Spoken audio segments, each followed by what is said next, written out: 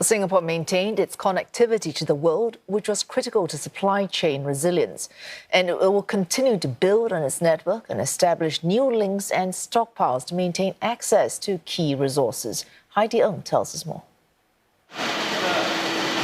Supplies continued to flow in, out and through Singapore during the pandemic.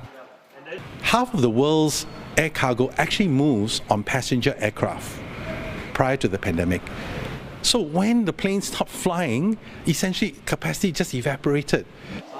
To cope, DHL Express expanded its cargo capacity by adding more planes that more than doubled its volumes handled in Singapore in 2021 from 2019. Its investment in digitalization by deploying 16 autonomous guided vehicles to replace forklifts also paid off. As a result of that investment, our forklift accidents went to zero. The benefit of that was also productivity, because when the volumes doubled inside our hub during the pandemic, we actually couldn't find double the number of forklift drivers. But because our AGVs were there, we didn't need to. It was a different kind of hustle at the grocery stores during the early days of the pandemic. FairPrice had to impose purchase limits when people started stockpiling essential items such as eggs, cooking oil, and even toilet paper.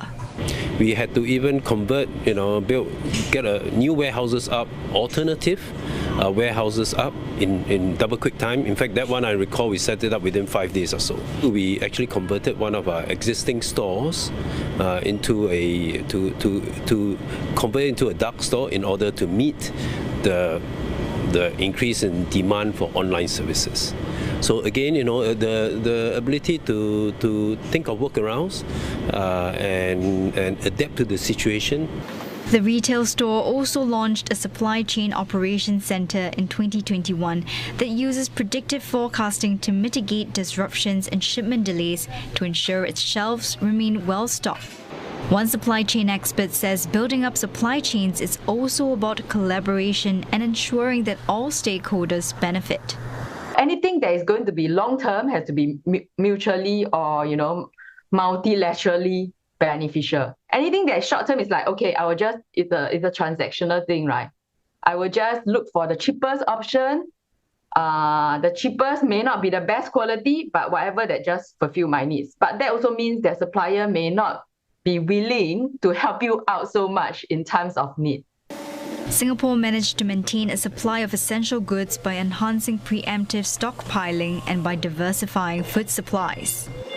Going forward, the country will review its stockpiling strategies and identify a more comprehensive list of critical items. The country will also continue its push to produce 30% of its nutritional needs by 2030.